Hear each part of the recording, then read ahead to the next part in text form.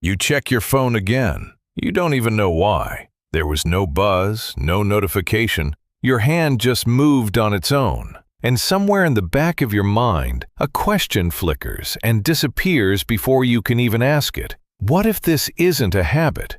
What if this is something much older than the phone in your hand? You've probably blamed yourself for this. Weak willpower, too much screen time, bad discipline. But the real answer is far stranger. The urge to check, to scan, to look one more time didn't start with smartphones. It started 2 million years ago on a dry savanna in a body that had to stay alive without locks on the doors or walls around the camp. Your brain was not built for stillness. It was built for vigilance. Think about that for a second. Every modern convenience you have exists because your ancestors didn't have any. No walls, no streetlights, no guarantee that the rustle in the grass was just wind. Survival meant constantly asking one question, over and over, without rest. Is something out there? Is something changing? Did I miss it? That question never fully turned off. It just changed targets.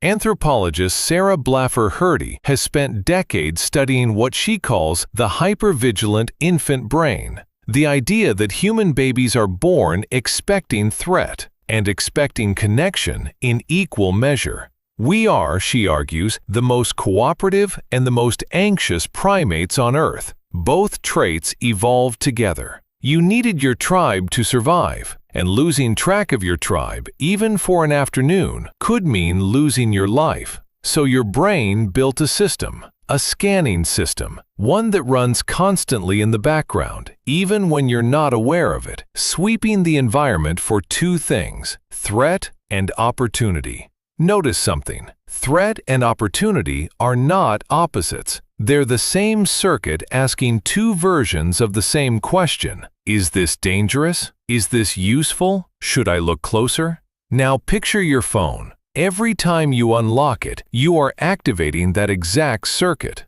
Not because the phone is evil, not because tech companies are uniquely diabolical, although we'll get to that. You're activating it because your phone behaves exactly like the savanna once did. Unpredictable, information-rich, occasionally dangerous, occasionally rewarding. And your brain cannot tell the difference between a predator in the grass and a notification in your pocket. Both trigger the same ancient alarm. Both say, "Look now, this might matter." Here's where it gets stranger. In 1971, psychologist B.F. Skinner ran a series of experiments that would unknowingly explain your relationship with your phone 50 years before phones existed. He placed pigeons in a box with a lever. Press the lever, sometimes you get food, sometimes you don't. The pattern was random. What happened next surprised even Skinner. The pigeons didn't get bored and stop pressing. They pressed more, obsessively, far more than pigeons who got food every single time they pressed the lever.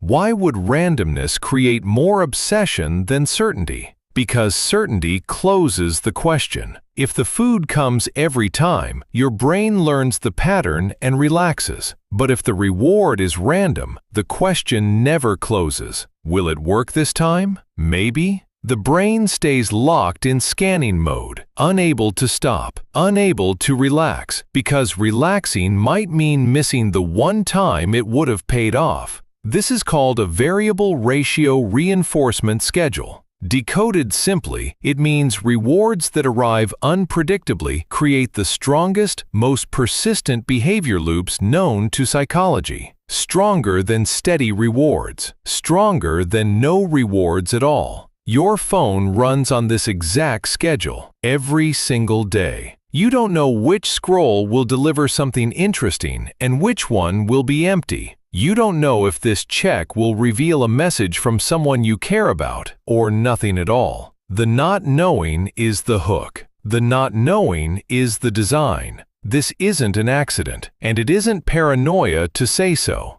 Former tech executives, including people who helped build the very notification systems you use today, have publicly described engineering apps around principles borrowed directly from slot machine design. Casinos figured this out a century ago. Silicon Valley simply gave it a sleeker interface and put it in your pocket. But here's the part most explanations skip. The exploitation only works because the underlying hunger was already there. Tech companies didn't invent your need to check. They found it, fully formed, sitting in your nervous system since before recorded history. And they built a machine that feeds it perfectly.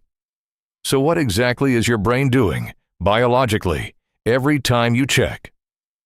Dopamine is often misunderstood as the chemical of pleasure. It isn't. Neuroscientist Wolfram Schultz, whose research on dopamine and reward prediction reshaped the field, discovered something more precise. Dopamine isn't released when you get the reward. It spikes when you anticipate the reward. It's not the candy. It's the wondering whether there will be candy. That's why checking your phone can feel almost compulsive, even when the content itself is boring. You're not chasing the message. You're chasing the moment right before you know what the message is. Decode it like this. Anticipation, not satisfaction, is the addictive part. Your phone isn't designed to make you happy. It's designed to make you wonder. Now here's the twist your ancestors would not have seen coming. Their scanning system had a built-in shutoff valve. The savanna was finite. Eventually you scanned the horizon, found nothing, and your nervous system settled. The information ran out. The vigilance could rest.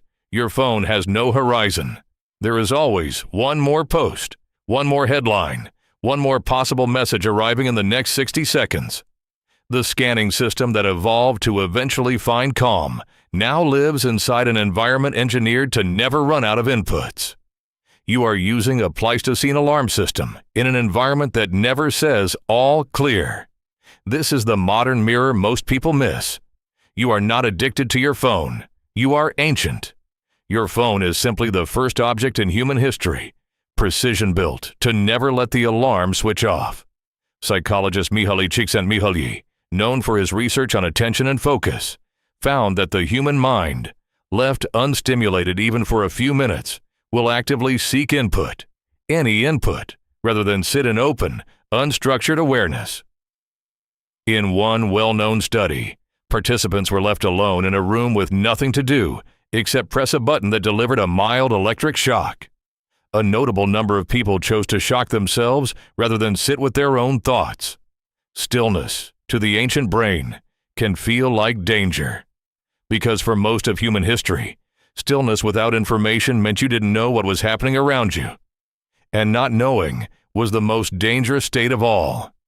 So when you reach for your phone in a moment of boredom, waiting in line, sitting in silence, lying awake at 2 a.m., you are not failing at self-control.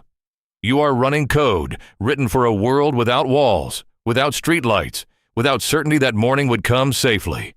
Does that mean you're powerless against it? Not exactly. Understanding the mechanism is not the same as surrendering to it. The scanning circuit isn't a flaw to delete. It's a survival tool that kept your ancestors alive long enough for you to exist at all. The problem was never the circuit. It's the environment now feeding it around the clock, with no horizon, no shutoff valve, and no naturally occurring all clear, which means the fix was never going to be willpower.